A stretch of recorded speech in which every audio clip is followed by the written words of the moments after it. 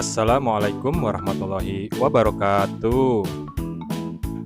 Pada pertemuan kali ini, kita akan membahas tentang karya seni rupa bagian kedua, yaitu konsep, prosedur, fungsi, tokoh, dan nilai estetis karya seni rupa.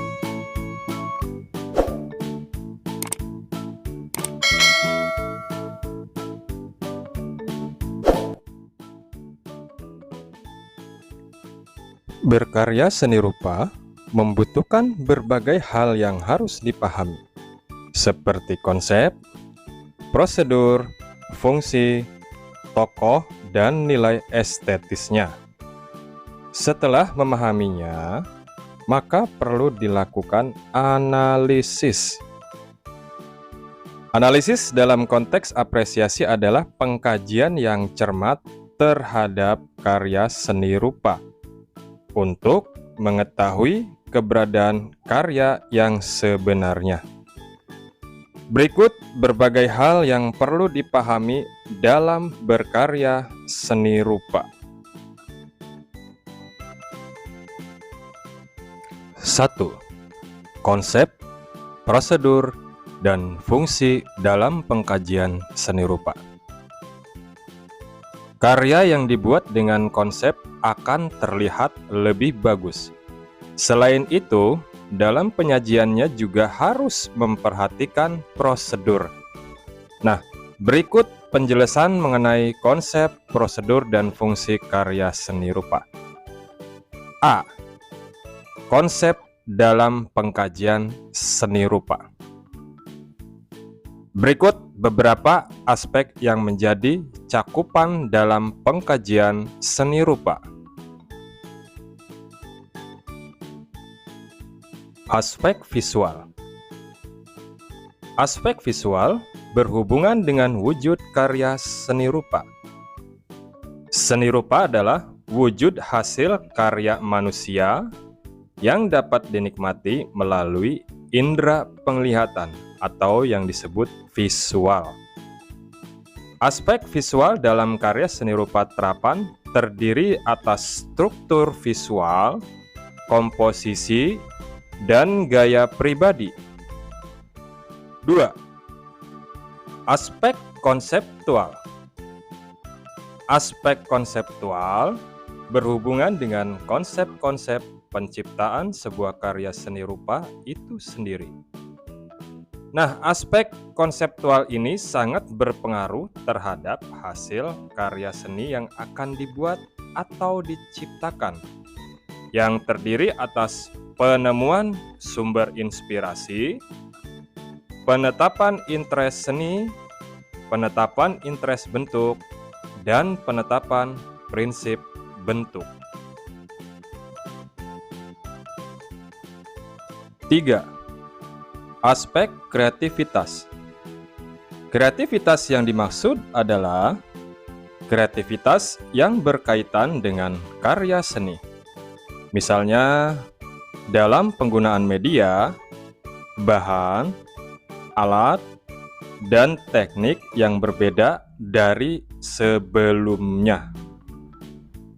Nah, kreativitas juga bisa didapat dengan menampilkan bentuk-bentuk baru atau memadukan unsur baru dengan yang lama. 4. Aspek keterampilan.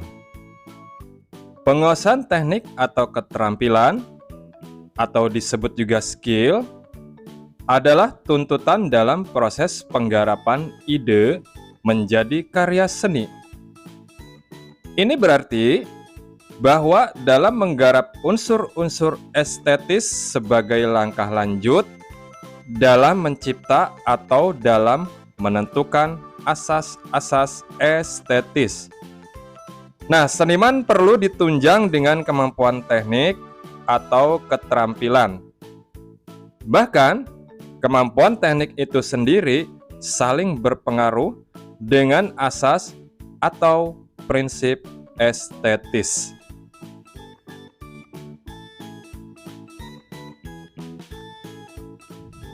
B. Prosedur. Prosedur adalah tata cara berkarya yang dimulai dari ide hingga terciptanya karya. Dalam seni rupa ada beberapa proses berkarya yang harus diikuti secara bertahap sesuai prosedur dan tidak dapat dilakukan sembarangan. Aspek prosedur berhubungan dengan proses kreasi, yaitu langkah-langkah kerja kreatif yang ditempuh perupa untuk menghasilkan sebuah karya. Misalnya, dalam pembuatan desain logo, tahapan kerjanya mulai dari penemuan gagasan, alternatif sketsa, gambar, simbol, teks, komposisi, warna, teknis, proses kreasi, sampai tercipta sebuah logo. C. Fungsi karya seni rupa. Pada hakikatnya, karya seni rupa berfungsi pada konteks tertentu. Misalnya, fungsi seni bagi perupa terapan adalah menciptakan benda guna atau benda bermanfaat yang estetis. Sedangkan dalam konteks masyarakat, seni terapan berfungsi untuk memenuhi kebutuhan benda fungsional yang indah. Nah, fungsi seni bagi perupa murni adalah sebagai media ekspresi. Sementara bagi apresiator adalah sarana untuk mendapatkan pengalaman estetis dan nilai seni.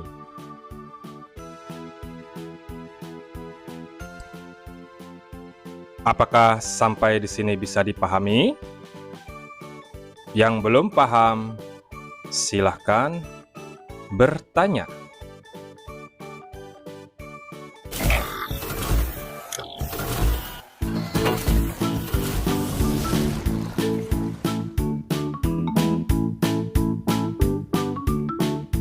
Dua, tokoh karya seni rupa.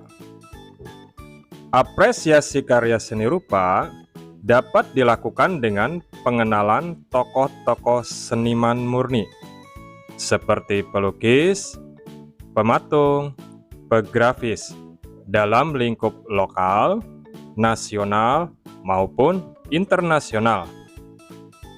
Pengenalan tokoh-tokoh tersebut bertujuan untuk meningkatkan kemampuan berapresiasi seni dan mengembangkan rasa empati, sehingga kepekaan dan pengetahuannya dapat memicu rasa kagum akan prestasi dan jasa-jasa para seniman atau budayawan, berdasarkan bukti-bukti kualitas karya seni dan pengakuan yang diberikan tokoh tertentu.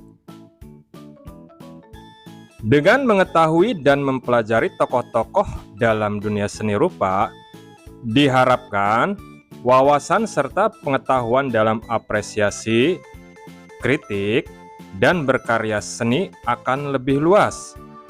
Wawasan dan pengetahuan yang luas ini akan sangat membantu dalam mengapresiasi dan mengkritisi atau memberikan tanggapan karya seni rupa dengan lebih baik, sekaligus memperkaya gagasan dalam proses berkarya seni.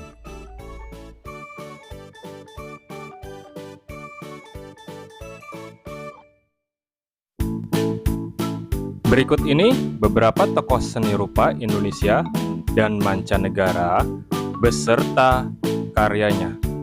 Mari kita simak.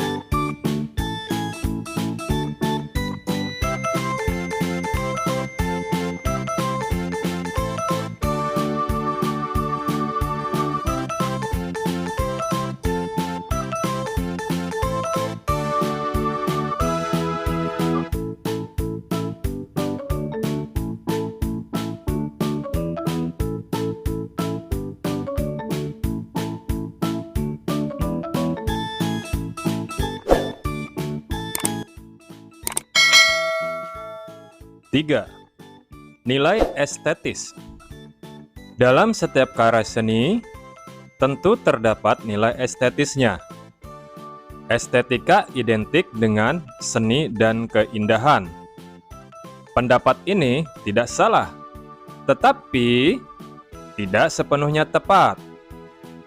Perkembangan konsep dan bentuk karya seni menyebabkan pembicaraan tentang estetika tidak lagi semata-mata merujuk pada keindahan yang sedap dilihat mata. Nah, nilai estetis pada sebuah karya seni rupa dapat bersifat objektif dan subjektif. Nilai estetis bersifat objektif jika memahami keindahan karya seni rupa berada pada wujud karya seni itu sendiri dan tampak secara kasat mata.